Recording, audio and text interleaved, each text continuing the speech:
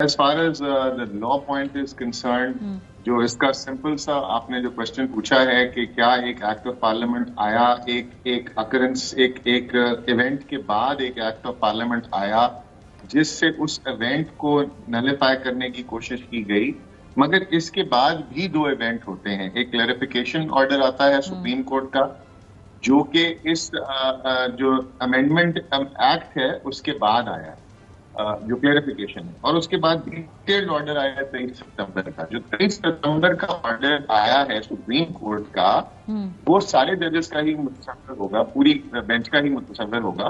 वो जो ऑर्डर आया है उसमें उन्होंने कोट अनकोट क्लैरिफिकेशन को भी डाल दिया है बीच में, ठीक है, और उसमें उन सारी बातों को डिटेल से डाल दिया है। इस वक्त ये एक्ट आ चुका हुआ था, ये मौजूद था, तो the act and its retrospectivity has been, it was before the judges of the Supreme Court when they passed this detailed order, or according to the Constitution, according to Article 189, the orders of the Supreme Court are not only binding on all courts below, but they are also binding on the executive and the legislative part of government. So ये जो कानून की, चाहे parliament जिस तरह भी कानून बनाए, उसकी तशरीह करने का इख्तियार स्पीकर नेशनल असेंबली को कहीं पर भी नहीं है।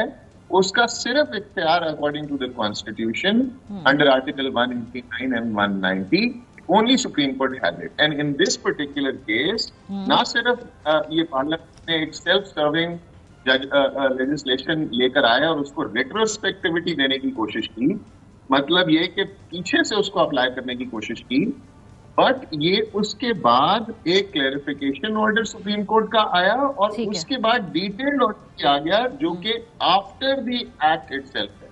So that will take primacy, that will take supremacy, and that has to be followed. और ये जो इलेक्शन कमीशन की डिलिबरेशन है, ये बिल्कुल गलत है।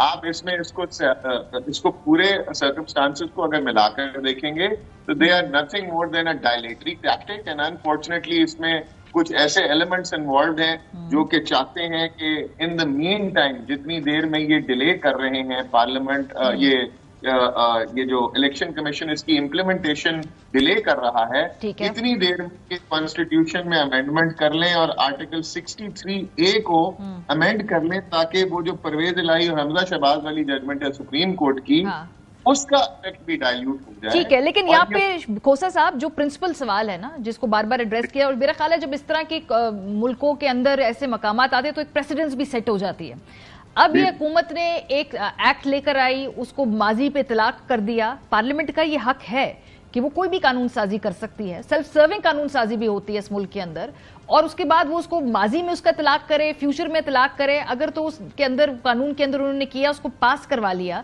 तो ये पार्लियामेंट का हक है। एक तो लॉजिक ये है, सुप्रीम कोर्ट कर सकती है उसकी इंटरप्रिटेशन, अपनी तशरीह कर सकती है, लेकिन जो ओरिजिनल स्क्रिप्ट है वो पार्लियामेंट से आता है, जो सुप्रीम है, जिसने बनानी है ये कवानीन।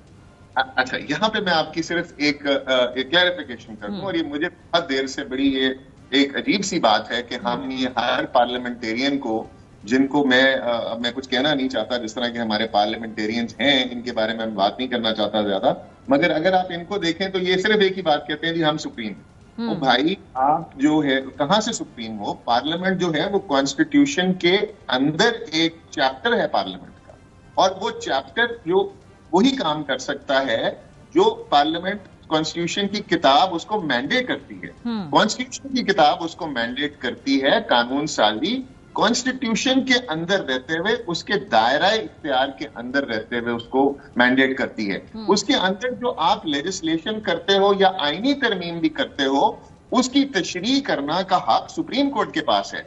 उसको अल्ट्रा वायरीज डिक्लेयर करने का हक भी सुप्रीम कोर्ट के पास है। अल्ट्रा वायरीज का मतलब ये कि सुप्रीम कोर्ट किसी भी कानून साजी को टेकअप करके कह सकती है कि क्या ये कॉन्स्टिट्यूशन के बीच के अंदर जो दायरा इख्तियार पार्लियामेंट को दिया गया है, ये क्या उसके अंदर है या क्या ये उसके बाहर है। और अगर सुप्रीम कोर्ट ये सोचती है कि ये पार्लियामेंट ने अपनी हदूद व कयूद से तजावुज किया है, तो वो ऐसे कानून को कलादम करार देती है। और ये सुप्रीम कोर्ट का वाहिद काम है और ये सुप्रीम कोर्ट रोज करती है।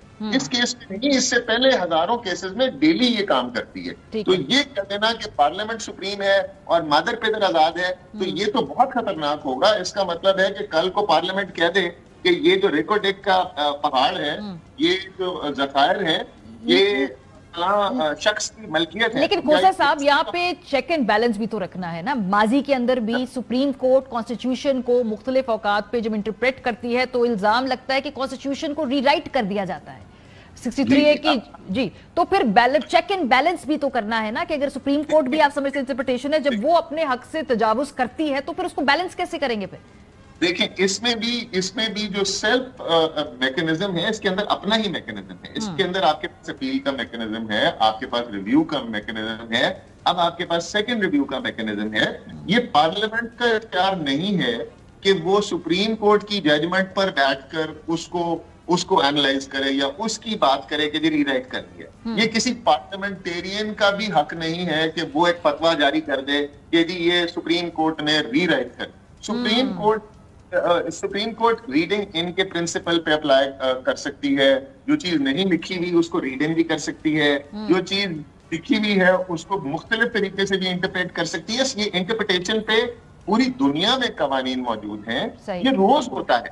इंडिया में तो यहाँ तक हुआ है कि इंडियन सुप्रीम कोर्ट ने यहाँ तक कहा है कि ये पार्लियामेंट ने मैनिफेस्टो लेजिस्लेशन की है। मतलब ये कि इन्होंने जानबूझकर कानून डिफीट करने के लिए लेजिस्लेशन की है और इस बेसिस पर भी कानून को कलअदम करार दिया है। अगर आप यहाँ पर भी देखें तो बहुत सारे कानून ऐसे हैं जो कि लगता है कि ये सेल्फ सर्विंग है, कोई मकसद ठीक है, मुझे हासिल करने के लिए किए जा रहे हैं। आपका नुक्ता आ गया, आपका नुक्ता आ गया।